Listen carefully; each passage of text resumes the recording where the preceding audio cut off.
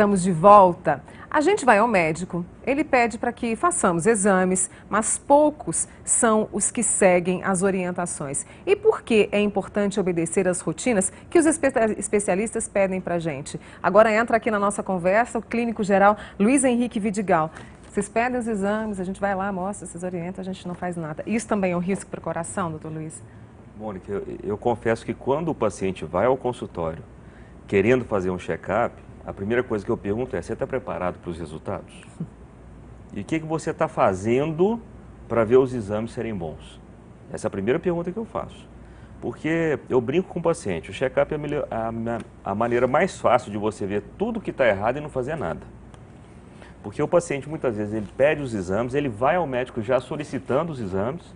Doutor, eu vi no Google que agora a moda é pedir não sei o quê. O senhor, por favor, peça para mim nesse esse nível? exame. Muitas vezes. E gostaria de fazer isso. Tá, mas o que o senhor, a senhora tem feito para a saúde? Acho que a maior preocupação nossa hoje, enquanto médico, porque pedir exame é muito fácil, né, Mônica? É muito tranquilo. Hoje a maioria das pessoas tem acesso aos bons laboratórios, às boas clínicas onde ele pode fazer bons exames. Mas a grande questão é, o que ele fez para que ele possa ter exames bons? E mais que isso, o que ele vai fazer no caso de dar alguma coisa errada? Essa é a grande pergunta. Então, acho que mais do que pedir exame, ou muito mais do que pedir exame, é o médico conversar com o paciente antes para saber o que ele tem feito e já prepará-lo para, assim que os exames saírem, eles poderem conversar e chegar à seguinte conclusão: faremos isso a partir de agora. Porque o Rodrigo até disse aqui durante o intervalo que o grande desafio é convencer o adulto a ter uma vida saudável, né? A gente vive batendo nisso aqui, mas é muito complicado, né? Sem dúvida. Hoje acho que facilitou muito, se dificultou em algum sentido, em alguns outros sentidos a coisa melhorou. Porque hoje existem muito mais áreas onde você pode se exercitar, locais públicos. Hoje existem self-services, e antes não havia, antes era o PF, arroz, feijão, uma salada e um bife. É uma alimentação balanceada, mas você pode ter certeza que a pessoa queria comer o arroz, o feijão e a carne só. E tomar um refrigerante. Salada pela batata frita.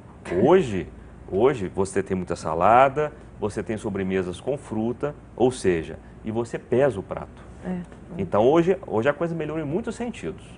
Eu vou começar com as nossas perguntas aqui para vocês ajudarem o pessoal que participa conosco. Tem aqui a pergunta do Agnaldo Borges, de Patrocínio. E ele diz o seguinte: o sobrinho dele tem 6 anos, fez uma cirurgia para a retirada das amígdalas há pouco mais de um ano. Depois dessa cirurgia, ele come de tudo em grande quantidade. Com isso, ele já está pesando quase 30 quilos.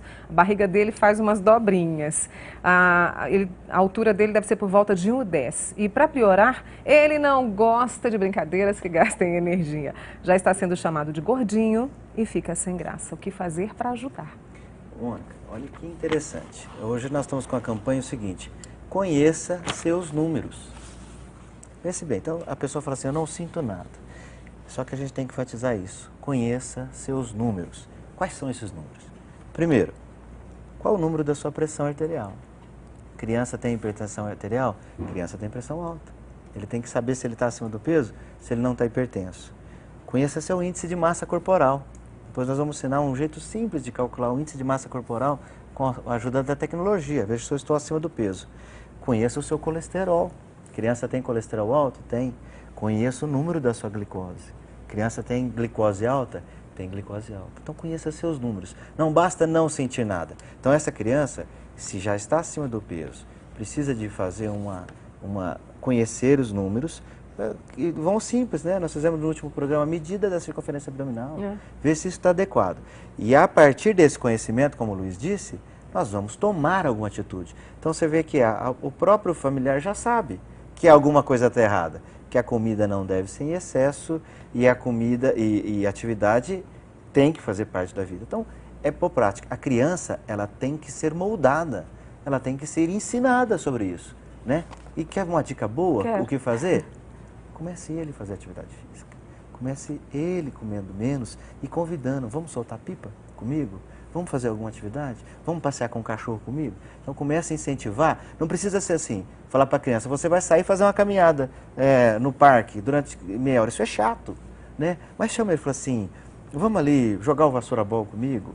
Vamos andar de bicicleta? Vamos soltar uma pipa comigo? Né? Então são atividades que levam a movimentação. Não precisa ser necessariamente esporte, uma natação, meia hora, a segunda e a quarta-feira. Não precisa ser isso. Comece devagar, né? Movimentação. Porque o Aguinaldo de Patrocínio que perguntou se for para ele mandar o sobrinho dele caminhar e ele ficar em casa comendo alguma coisa e petiscando, é complicado, né? Realmente junto, ele não está né? dando exemplo. O Rodrigo vai está... junto. E vai devagar, justamente para que a criança não tenha essa questão de obrigação, porque tudo que é obrigação tem que ser ganha lúdico. um outro... Tem que ser lúdico. Tem que como ser ali lúdico e tem que ser escola gostoso, de tem que Pirituba. dar prazer. Tem que, né, a gente fazia atividade na nossa infância, não era porque nossos pais mandavam, porque a gente gostava de fazer isso, né? A gente adorava brincar de pique-esconde, pique-pega, aquilo é muito gostoso. Então é isso, tem que ser assim. Eu me lembro que minha mãe ia lá na rua, menino, 9 horas da noite, para de jogar bola. Vem para casa. Eu me lembro que era assim. Era assim. A Lúcia tem asma e quando ela está em crise muito forte, ela usa 5 gotas do Berotec, desculpe, e 20 gramas de Atrovente em 5 ml de soro. Aí ela diz que isso dá uma tremedeira muito grande. Ela quer saber se isso é taquicardia e quais são os danos para o coração com o uso contínuo, já que asma e bronquite são doenças crônicas. Eu vou começar falando um pouquinho, depois o especialista vai também comentar. Antes dela mecanicamente usar 5 ml de soro, 20 gotas de Atrovente, que é o hipratrópio, né? E 4 gotinhas, 5 gotinhas do fenoterol, que é o Berotec que ela mencionou, ela tem que saber qual é a intensidade da asma que ela tem e dependendo da intensidade da asma, e se for persistente, ela tem que usar remédio contínuo todos os dias da vida dela. Então a primeira coisa que ela tem que fazer é procurar um pneumologista, fazer um exame chamado espirometria, que é a prova de função pulmonar, e aí saber da necessidade, porque ela usar indiscriminadamente essas medicações, principalmente o fenoterol, né, Rodrigo, isso pode fazer mal ao coração dela. Isso que ela sente, o tremor, né, e o coração acelerado, é o efeito do remédio. Gente, o remédio, ele tem que ser usado da forma adequada, pelo período adequado que o médico passou, e ela tem que estar em constante retorno a esse médico. O efeito do remédio é isso mesmo, fazer com que o coração acelere, por isso que ele dilata o pulmão, e que dá um pouco de tremor. Isso não vai trazer problemas ao coração dela, né? Não vai trazer os problemas. Quem já tem um problema cardíaco sério deve tomar muito cuidado, porque acelerar o coração de quem já tem um coração ruim é muito ruim. Mas isso não é problema cardíaco. Ela precisa realmente fazer um acompanhamento melhor dessa asma que, pelo visto, não está bem cuidada, não está bem tratada. E só um detalhe, ela está um pouquinho acima do peso, então já é para melhorar isso aí, né? Outra pergunta do Lindomar de Eugenópolis. Ele tem muitos casos de derrame na família. O pai teve um infarto e também morreu. A probabilidade de ter um problema do coração é grande ou não tem nada a ver? Ele até brincou assim, ai, tomara que não, né? Não, tem a ver. Tem a ver pela genética, mas tem a ver também pelo que ele aprendeu na infância. Dos pacientes que têm derrame, 80% desses pacientes têm pressão alta. E você lembra da nossa história sobre pressão alta? Que metade das pessoas que têm pressão alta não sabem que tem pressão alta, das que sabem, metade não trata, das que tratam, metade não controla. Então nós continuamos com essa realidade. Então, olha, dessa família toda com derrame, você imagina, 80% tinha pressão alta. Então ele tinha que mencionar assim, na minha família eu tenho vários casos de hipertensão que não eram tratados. Então, Lindomar, a maior dica, o principal fator de risco para AVC é a pressão alta. Então verifique sua pressão. Não é porque você não tinha pressão alta 6 meses atrás que você não pode ter. Então quer se ver livre do derrame? Controle a sua pressão, alimentação saudável, atividade física, controle o seu estresse, adquira hábitos saudáveis de vida. Quais são os exames que a gente tem que fazer antes de, né, até mostrar, a gente vai comentar sobre as novas tecnologias, né, Rodrigo? Quais são os exames que são necessários para a gente fazer esse acompanhamento saudável, para saber se o coração está saudável? Mônica, a gente tem que falar em linhas gerais, porque se a gente for nomear os exames todos, a gente fica uma coisa assim, não fica muito didático. Agora, depende primeiro da faixa etária, depende muito da faixa etária. Existem crianças com colesterol aumentado, sim, o Rodrigo já falou sobre isso. E o pior de tudo, o colesterol não dá sintoma. No entanto, uma criança com hábitos de vida saudáveis e sem uma história familiar positiva para um infarto, um derrame, problemas de colesterol, diabetes, hipertensão, que são os mais comuns, ela poderia muito bem esperar, se ela tem hábitos de vida saudáveis, ela poderia muito bem, dependendo disso tudo, né, do histórico de vida dela e da família, poderia, por exemplo, esperar até os 20 anos para dosar o primeiro colesterol dela. Agora, a partir de 20 anos, só para dar um exemplo de coisas comuns, a partir de 20 anos, todo e qualquer adulto deve fazer o perfil lipídico, que é a dosagem do colesterol em frações e triglicérides. As outras coisas, tireoide, vai muito da história da família e ou sintomas. A questão de exames do coração vai depender da faixa etária, história familiar e sintomas ou aquele esporte em que a pessoa vai se engajar para querer fazer. Então vai depender muito disso daí. Já fizeram um estudo nos Estados Unidos, que é o país onde você tem mais estatística, até os 18 anos eles descobriram o seguinte: não é interessante você aleatoriamente, não tem necessidade de você ver a pressão até os 18 anos de idade. Por quê? Você vai ver pressão demais para achar algum problema.